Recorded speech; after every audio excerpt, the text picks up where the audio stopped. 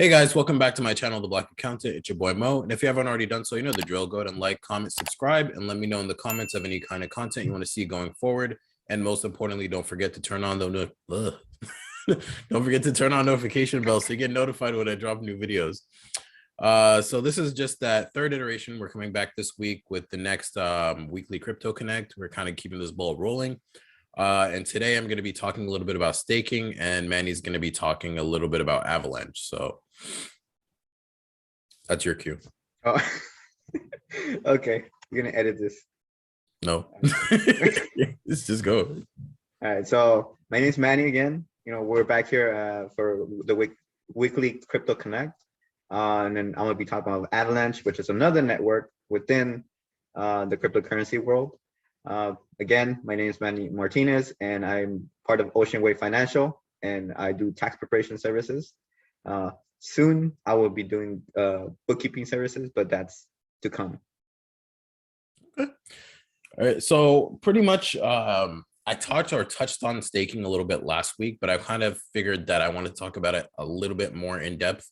So this is just some more background. So staking in itself is within the proof of stake network. So that's actually limited to a specific subset of coins where you're putting your money forth, or not your money, I'm sorry. You're putting forth your cryptocurrency to validate the validity of certain transactions. So you're making sure, or allowing a network to make sure that these transactions did actually happen, and that pretty much nodes on the present blockchain are in agreement on the present state of the blockchain. So basically, in fancier words, exactly what I just said.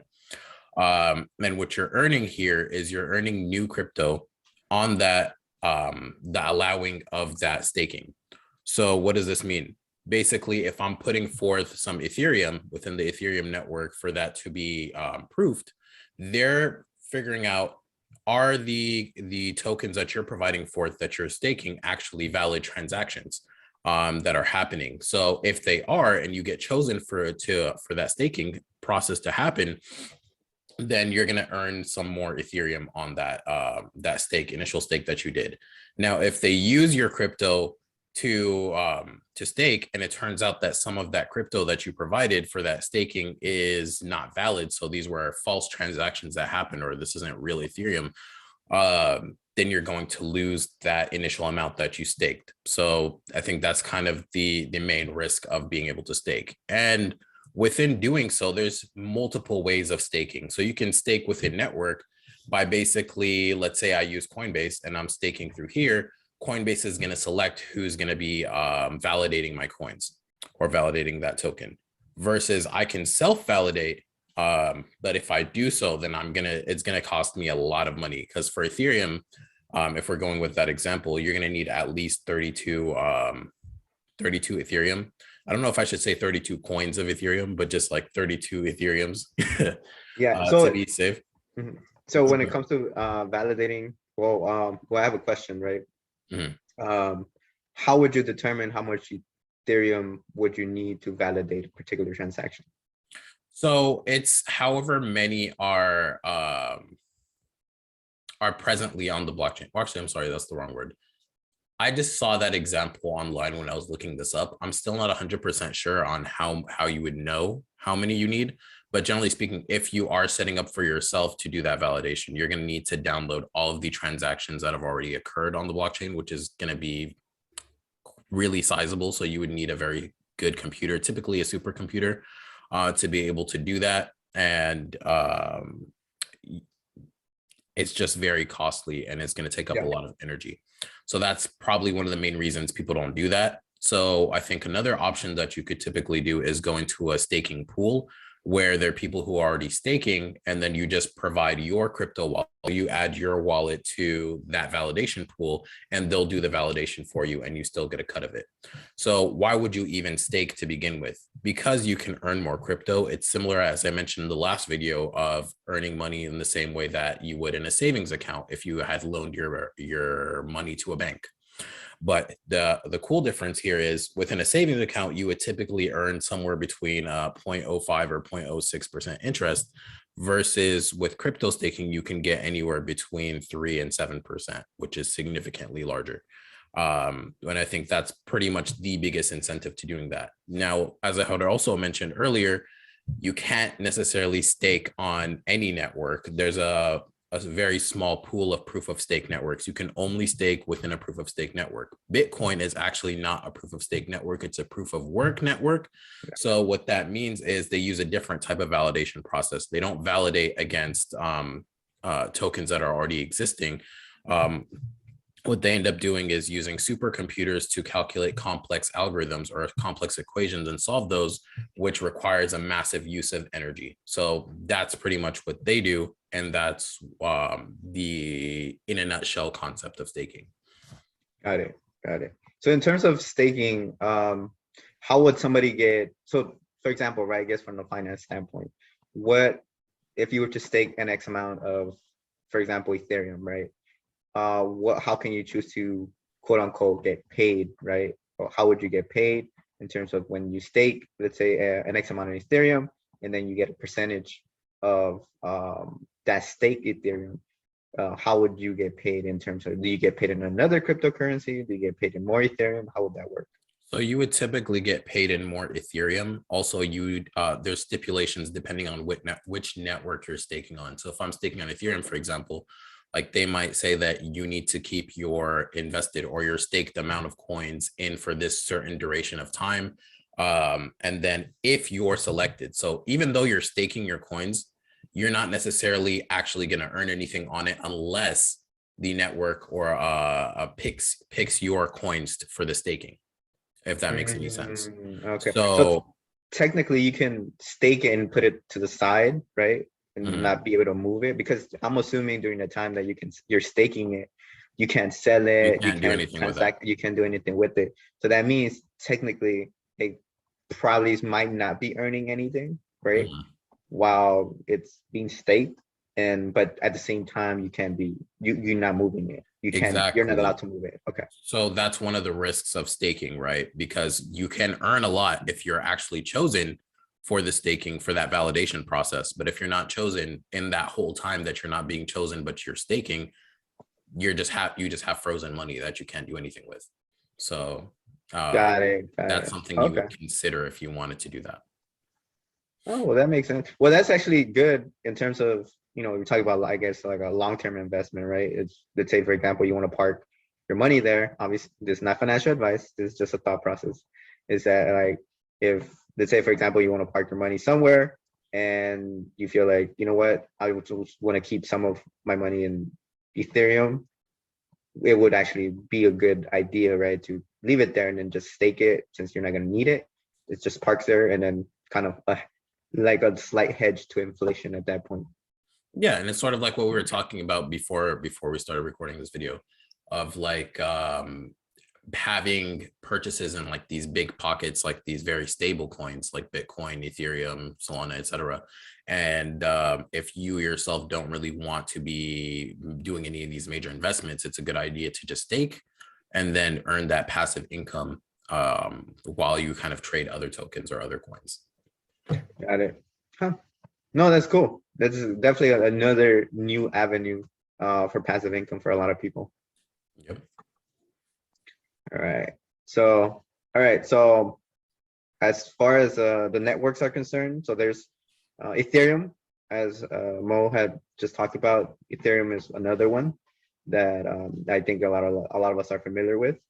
The one I already talked about was Polygon, and then the other one would be Solana. So these are different networks, right, within the cryptocurrency world. The next one that I actually want to talk about is Avalanche. So all these networks, I don't know if you've seen the trend, right? There's, for example, Bitcoin uses proof of work mechanism, and then Ethereum uses proof of stake, I'm not mistaken, right? And then you have Solana, who uses proof of history, right? It's not necessarily a consensus mechanism, but it's one of the attributes that that gives it advantage over the others, right? For example, Solana compared to Ethereum, you lose a little of the decentralization because you have selected validators validating transactions, versus Ethereum, there's a certain amount of validators that need to be validating transactions, right? Which makes it a painstaking process. And now same thing with Bitcoin, right? A good amount of people within the network need to validate that transaction. So all of those networks have validators, and then they operate within different consensus mechanisms. So this next one, which is Avalanche, I'm gonna try to simplify it as much as I can. I know it's actually, it was very, very technical and pretty complicated because it uses all of the different consensus mechanisms within subnets. And I'm gonna break down how that goes. So the documentation is super, super technical. I'm gonna try to, so just to break down, so the Avalanche network, a little bit history about it. It was created in 2020. So it uses a proprietary Avalanche consensus model, which is derived from the practical Byzantine fault. If you can look that up, Google that up, and it was developed in 1980. So the first mechanism that was created was proof of work, which was created in 2009.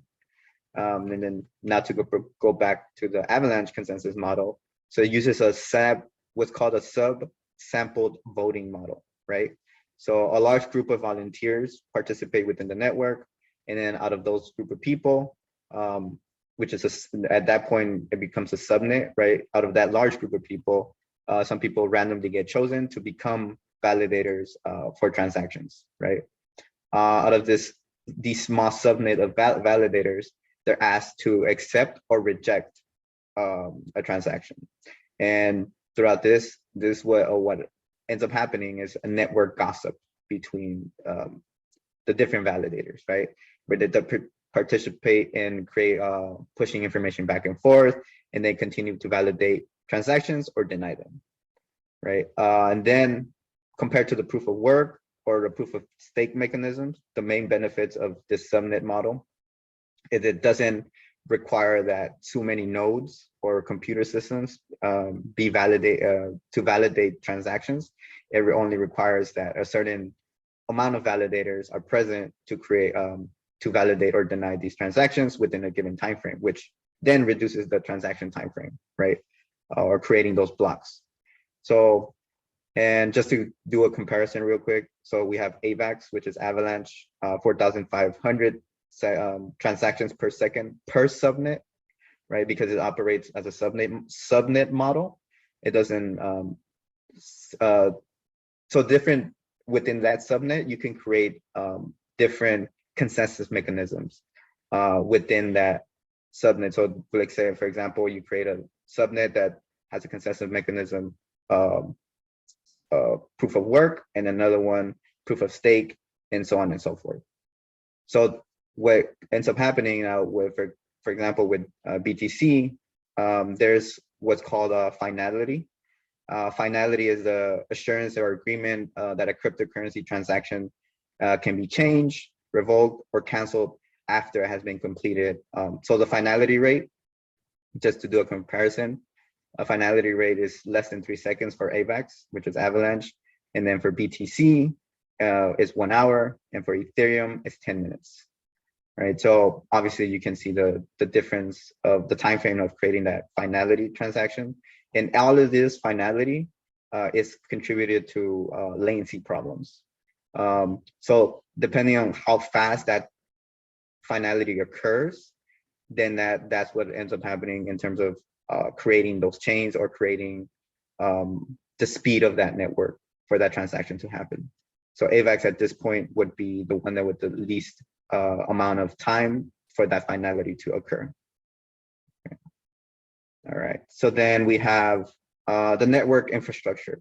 So the network infrastructure is 3 different chains, which is part of the subnet, which is one is the X chain, the C chain, and then the P chain, right? And all of these chains or blockchains within that subnet have different use cases or different protocols.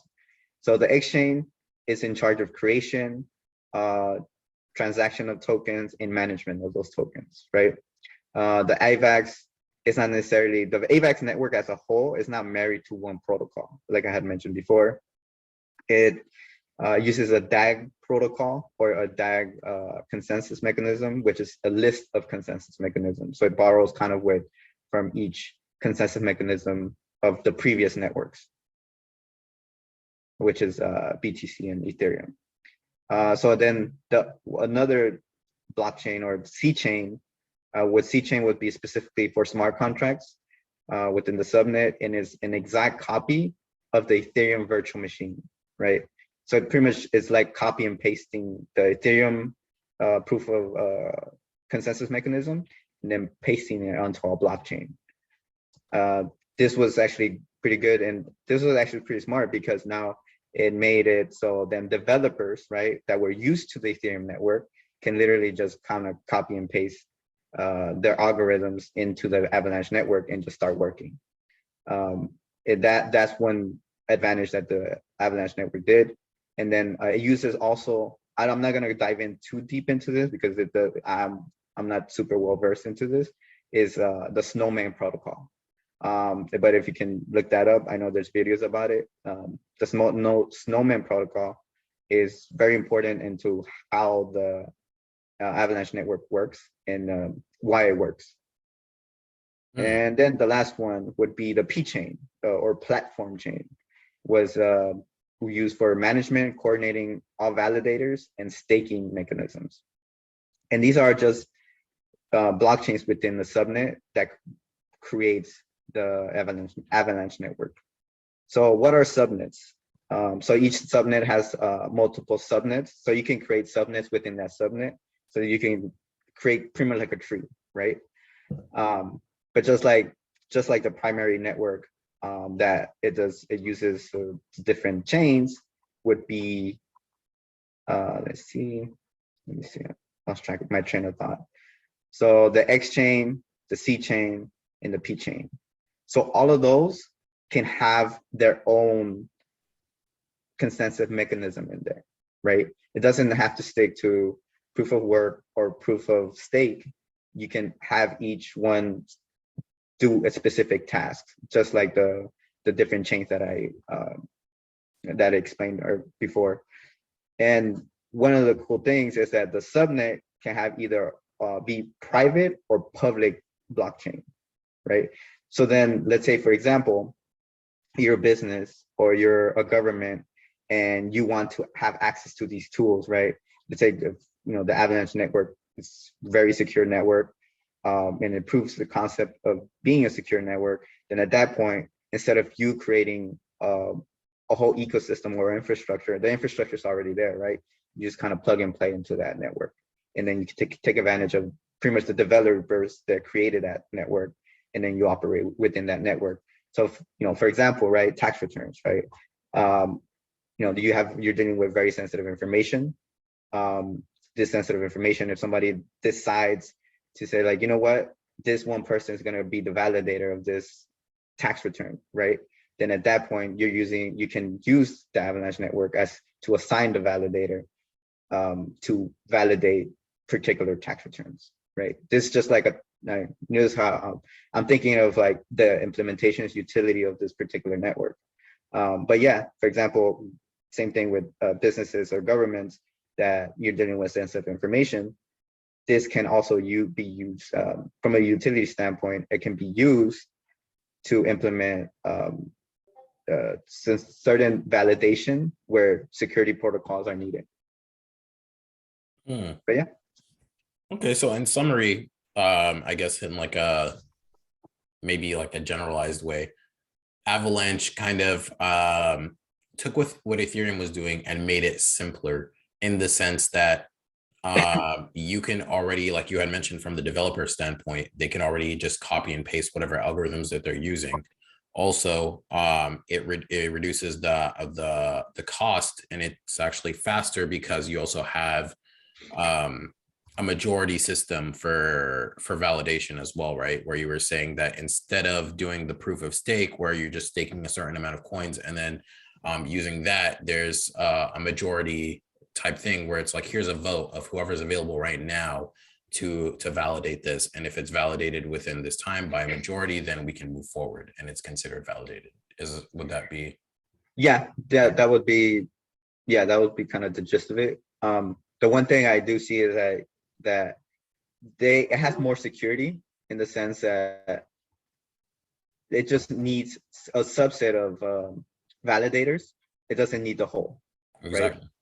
And that's the beauty of it. And it borrows, like you had mentioned, like it borrows from the consensus mechanism of each every previous network. So even within that, so you were speaking to Avalanche as a network, right? So what I'm thinking is, if I wanted to stake Avalanche, would you just stake Avalanche, or is it like Avalanche is the main crypto token of the Avalanche network, sort of like Ethereum is as well? But then if you wanted to do different types of staking, it would be like a subset token that's on the Avalanche network. That I don't know. That I really don't know. I would need to look into how that would be possible in terms of staking within the Avalanche network or staking the Avalanche network itself. Gotcha. Okay.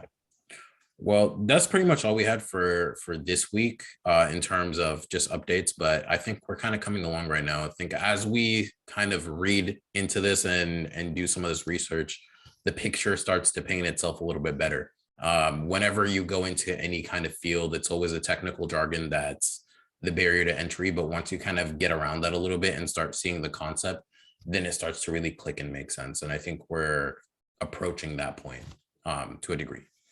Yeah, no, definitely the technical jargon, once you get through it, then it creates a better picture overall. Exactly. So that's all we had for this video. Let me know what your thoughts are in the comments below. Also, don't forget to like, comment, and subscribe, and we'll see you guys in the next video. Take care, guys.